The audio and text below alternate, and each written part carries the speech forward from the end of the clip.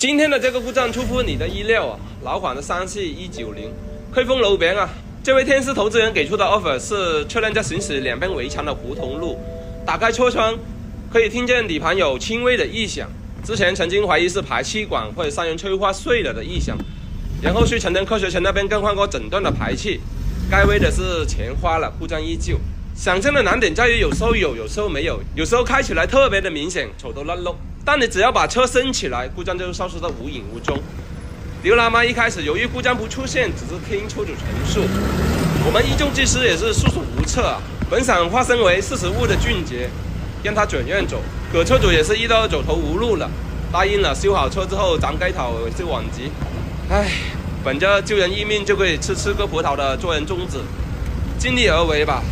经过了几天的试车，终于发现了故障的规律。车辆在上坡的时候闪声比较频繁，即便在坡上挂着挡不行车，打开窗户，闪声婉转而悠扬，从空气中传进你的耳朵，犹如波人吹滴答一样愁云巴摆。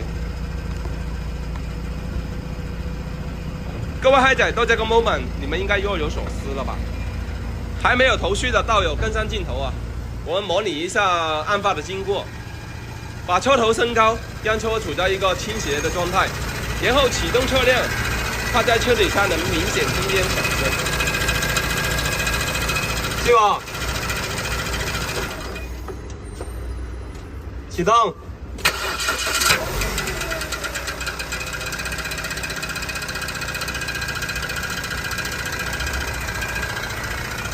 没想到正义的光来得如此之快啊！怎么样，听出来哪儿响了吧？我哋拉喺多個禮快子嘅老屎忽都已經衝口而出，把故障點打在下方的評論區了。這沒有了，這沒有了吧？接下來我們也不能大意啊，把進氣管拆下來核實一下我們的懷疑。我們轉動飛輪，留意啊，飛輪上面摩擦的痕跡。